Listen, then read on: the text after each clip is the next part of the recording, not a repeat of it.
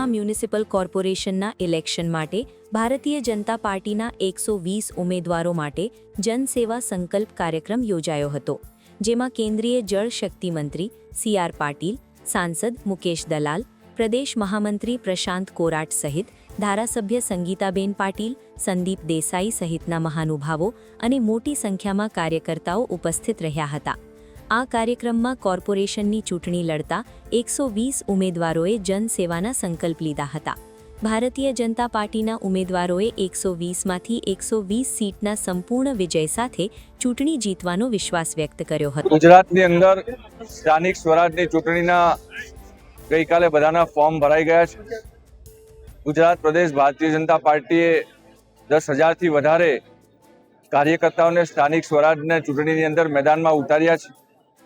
એક લોકપ્રતિનિધિ તરીકે આવનારા સમયમાં જ્યારે ચૂંટણી જીતીને બધા લોકો જ્યારે લોકોનું પ્રતિનિધિત્વ કરવાના છે, ત્યારે ભારતીય જનતા પાર્ટીએ 15 મહાનગરપાલિકાની અંદર જૂની 6 મહાનગરપાલિકા અને નવી 9 મહાનગરપાલિકા એની અંદર પ્રદેશ નેતૃત્વ અને ખાસ કરીને સુરત મહાનગરની અંદર કેન્દ્રીય જળશક્તિ મંત્રી અને અમારા પૂર્વ પ્રદેશ અધ્યક્ષ આદરણીય શ્રી CR પાટીલજી અહીંયા ઉપસ્થિત હતા।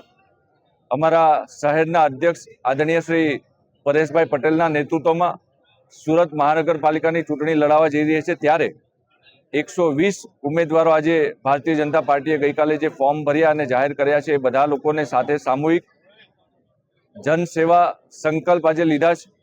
આવનારા સમયમાં ભારતીય જનતા પાર્ટી સુરત મહાનગરની અંદર 120માંથી 120 ઉમેદવાર અમારા જે છે એ જીતવાના છે, અને એ ઉમેદવારો જ્યારે જીતીને આવશે ત્યારે લોકોની સેવા માટે, જનસેવા માટે કામ કરવાના છે। ત્યારે એ જ્યારે ચૂંટણીના મેદાનમાં ઉતર્યા છે એ પહેલાં એમનો સંકલ્પ રહે કે જે રીતે દેશના યશસ્વી પ્રધાનમંત્રી શ્રી માનનીય નરેન્દ્રભાઈ મોદી સાહેબ જ્યારે લોકો માટે કામ કરી રહ્યા છે, સેવાકીય કામ કરી રહ્યા છે, છેવાડાના લોકો સુધી સમાજ સરકારની યોજના પહોંચાડી રહ્યા છે, ત્યારે જે પણ લોકો ચૂંટાઈને આવે એ પણ એ જ ધ્યેય સાથે, એ જ સેવાના સંકલ્પ સાથે ચૂંટણીના મેદાનમાં ઉતરે, લોકો વચ્ચે જાય અને ભવ્ય વિજય સાથે બધા જ લોકો 28મી તારીખે પ્રતિનિધિ તરીકે ચૂંટાઈને આવવાના છે। ત્યારે આવનારા 5 વર્ષ સુધી જનસેવાનું કામ કરશું, એ આજે સંકલ્પ લેવડાવવામાં આવ્યા છે।